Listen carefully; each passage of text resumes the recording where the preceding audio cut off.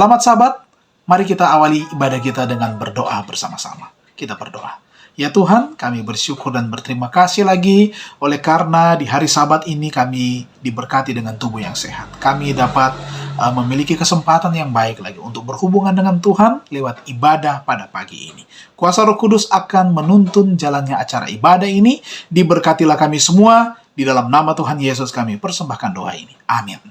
Baik, firman Tuhan kita pada saat ini berjudul Landasan Sejati. Dan ayat temanya terdapat dalam Efesus 2 ayat 20-21. Firman Tuhan katakan, yang dibangun di atas dasar para rasul dan para nabi dengan Kristus Yesus sebagai batu penjuru. Di dalam Dia tumbuh seluruh bangunan, rapi tersusun, menjadi bait Allah yang kudus di dalam Tuhan. Oke, mari kita ikuti akan penjelasannya. Dalam jemaat-jemaat di Galatia, kesalahan yang terbuka telah mendesak menggantikan Injil. Nah, Kristus, landasan sejati dari iman, telah ditolak untuk upacara-upacara tradisional Yahudi. Rasul itu melihat bahwa apabila orang-orang percaya di Galatia diselamatkan dari pengaruh-pengaruh berbahaya yang mengancam mereka, tindakan menentukan harus diambil. Amaran-amaran yang paling tajam harus diberikan. Suatu pelajaran penting yang harus dipelajari oleh setiap pelayan Kristus adalah menyesuaikan pekerjaannya kepada keadaan mereka yang ia usahakan untuk memberikan keuntungan.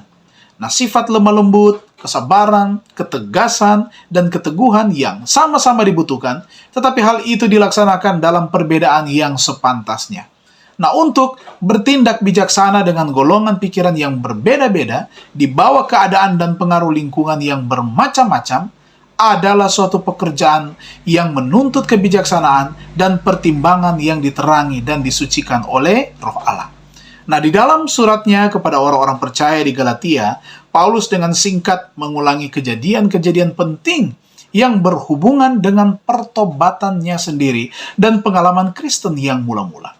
Nah, oleh maksud ini ia menunjukkan bahwa adalah melalui penjelmaan khusus dari kuasa ilahi, sehingga ia dituntun untuk melihat dan merasakan kebenaran-kebenaran agung dari Injil itu.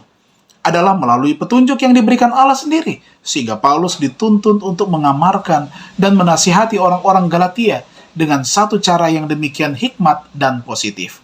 Rasul itu mendesak orang-orang Galatia untuk meninggalkan pembimbing palsu yang telah menyesatkan mereka dan kembali kepada iman yang disertai bukti-bukti yang tak dapat dipersalahkan oleh persetujuan ilahi. Orang-orang yang berusaha untuk memimpin mereka dari kepercayaan mereka pada Injil adalah orang-orang munafik, tidak suci hatinya dan bejat dalam kehidupan mereka.